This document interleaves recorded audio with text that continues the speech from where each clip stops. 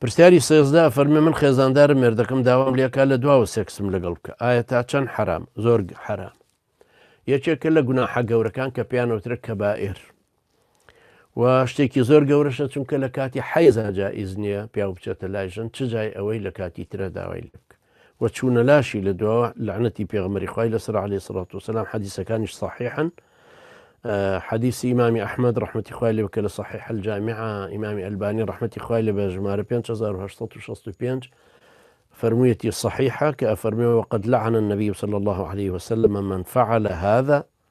فقال ملعون من أتى امرأة في دبورها أو كسيك لبشته وشتلا آفرتك ملعونة لعنة خواي بركة وأتدور خيرته رحمة خواي جورة هروها أفرمي من أتى حائضا أو امرأة في دبرها أو كاهنا فقد كفر بما أنزل على محمد عليه الصلاة والسلام هركسك بتلاي آفرتك لسوري ما كان داير لبشته وهروها يعني بتشي بلاي فال قرويك وبراسي بزاني أو بريئة لويك محمد عليه الصلاة والسلام بوي هاتو حديثك صحيح لا ترمزي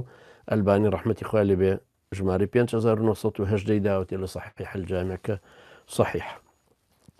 وأما شتێکی طبعا زۆر گوناحیشە نابێ بە هیچ شێوەیەک لە بینی مسلمانە ڕوو بدات چونکە پیاوەکانیش استیغلالەکەن جاری وای هەڕەشە لە ژنەکە ئەکاکە تەلاقیەدا یا مەجبورێ بە بڕوا بۆ شوێنی تروا بکە ژنە هیچ مەسئولیەتێکی ناکەوێت سەر و نابێت تەسلیمیشی ببێ و ئەو پیاوانش نابێ ئیستیغلالی شەرمی ئافرەتەکە بکەن کە شتێکی ئاواکە ئافرەتەکەش نابێ شەرم بکە لەوەی کە بپرسێ لە فێربوونی عیلمی دینیە شەرمکردنی شەرمێکێکە لەو ڕێگانەی کە ڕێگا ئەگرێت لەوەی کە فێر ببی بۆیە ئافرەتانی سەحابە ڕاستەوخۆ لە پێغەمبەری خوایانە پرسی عەلەیهی سەڵات وسەلام یا لە خێزانەکان